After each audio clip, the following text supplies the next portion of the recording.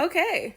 They're saying that oil prices are expected to rise after those bombs were dropped by the United States on Iran. So we live in Alberta, Canada, in Western Canada, which produces almost all of the oil that is produced in Canada, like 90% of the oil. A lot of it is produced in the East Coast and in like Alberta and Saskatchewan and stuff like that. Some places in BC too. And refineries are there. So today I was sitting there thinking, how does this affect us? Like, so far we haven't noticed too much in oil prices jumping. They jumped a little bit, but not as much as it's going to. Because the parliament in Iran has said that they want to close this Strait of Hormuz, where all of the oil tankers from the Middle East and Europe and all those countries and everything go through there. So they want to close it down. It would damage their economy, but it would totally damage the economy of North America for oil and gas if we couldn't get gas from like Saudi Arabia and stuff. So I just want to remind you, like, if you grew up in Canada or the western part of Canada, you probably learned this as a child, or if you grew up in Calgary or Edmonton where there's like a refinery.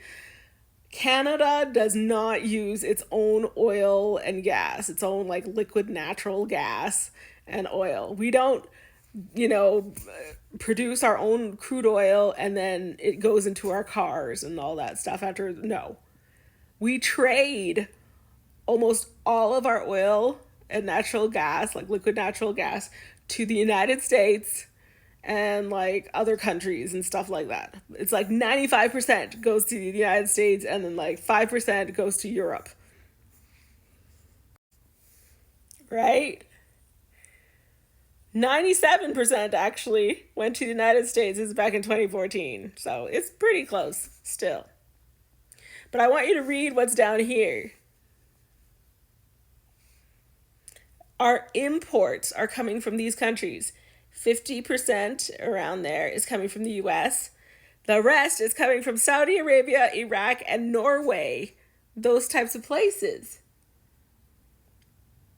Saudi Arabia, Iraq, they probably get their oil through that Strait of Hormuz.